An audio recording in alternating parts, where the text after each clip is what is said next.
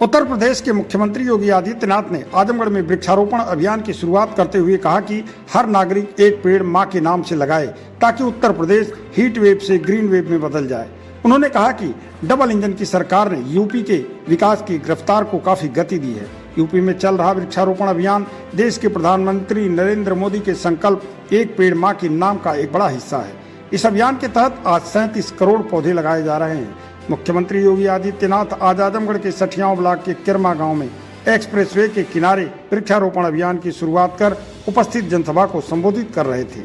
CM योगी ने उपस्थित जनता से अपील करते हुए कहा कि सभी लोग प्रकृति के प्रति अपने कर्तव्य को निभाएं और हर नागरिक अपने मां के नाम से एक पौधा जरूर लगाएं।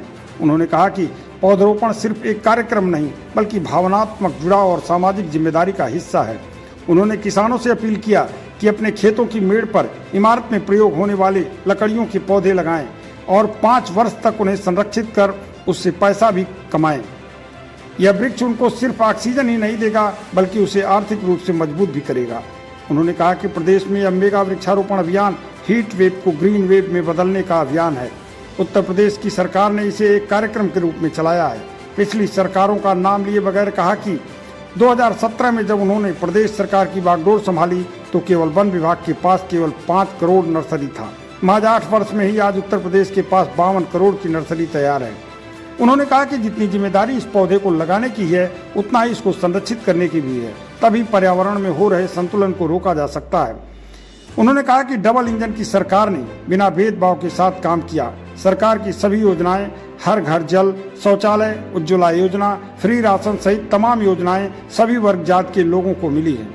उन्होंने कहा कि प्रधानमंत्री योजना, मुख्यमंत्री आवास योजना और जीरो पॉवर्टी के अंतर्गत जिन 15 लाख गरीबों का चयन हुआ है उन परिवारों के घर में एक सहजन का पौधा लगाने का अभियान शुरू हुआ है।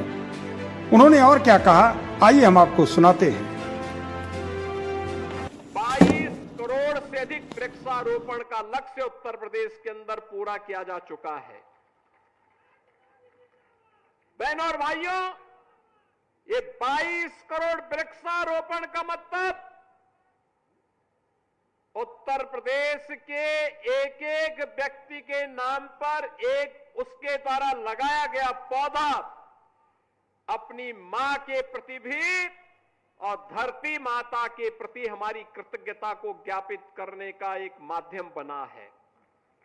और धरती माता स्वस्थ है तो हम सब स्वस्थ हैं।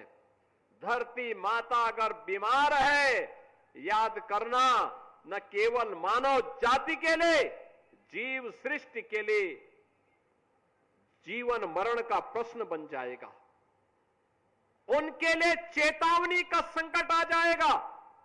और इसीलिए प्रधानमंत्री जी के प्रेरणादायी मार्गदर्शन में 8 वर्ष पहले हम लोगों ने जो संकल्प लिया था कि लगातार उससे पहले के 15-20 वर्षों में उत्तर प्रदेश के अंदर वन माफिया, खनन माफिया, पेशेवर माफियाओं के द्वारा व्यापक वन कटान, अवैध खनन के माध्यम से जो अव्यवस्था और अराजकता फैलाई गई थी, वनाच्छादन लगातार कम होने होता जा रहा था।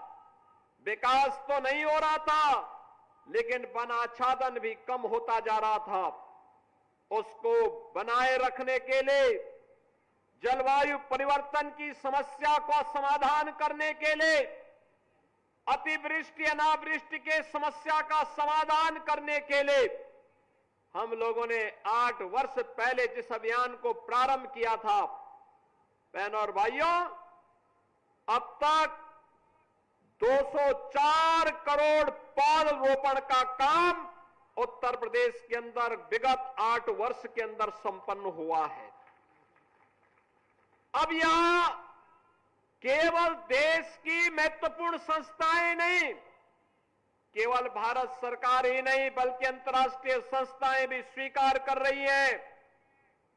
उत्तर प्रदेश के अंदर वनाच्छादन बढ़ा है। पहले उत्तर प्रदेश के अंदर 17 के पहले 9% का मात्र वनाच्छादन रह गया था। आज बढ़कर के 10% पहुंच चुका है।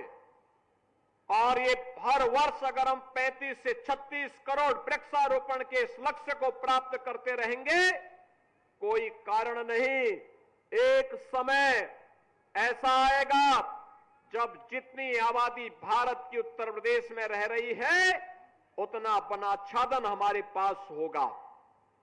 यानी हीट वेव को ग्रीन वेव में बदलने का एक बृहद अभियान, और उस बृहद अभियान का हिस्सा आप सब बन रहे हैं। ये धरती माता के प्रति भी, उसकी सेहत को सुधारने के लिए भी हमारे द्वारा धरती माता के प्रति कृतज्ञता ज्ञापित करने का और मां की स्मृतियों को जीवंत बनाए रखने का भी एक कार्यक्रम है। उत्तर प्रदेश के विकास की भी यात्रा है। उत्तर प्रदेश का विकास इसी रूप में आगे बढ़ रहा है। याद करिए, आपने बड़े बड़े लोगों को अपने यहां से चुनाव जिता करके भेजा होगा, लेकिन जब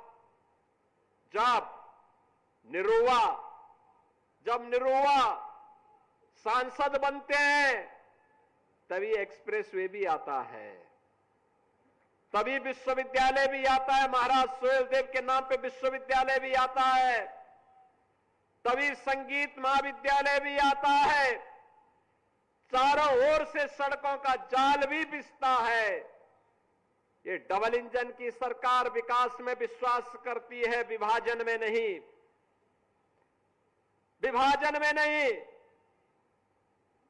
ये विभाजन करने वाले लोग वे हैं, बहन और भाइयों, जिन्होंने विकास तो परिवार का किया, लेकिन जाति के नाम पर, क्षेत्र के नाम पर, भाषा के नाम पर बांटने का पाप भी किया है, बांटने का पाप भी किया है। आपने देखा होगा कैसे कैसे नमूनों को ये लोग पालते थे, कैसे कैसे नमूनों को पालते थे। आजमगढ़ के सामने पहचान का संकट आ खड़ा हुआ था।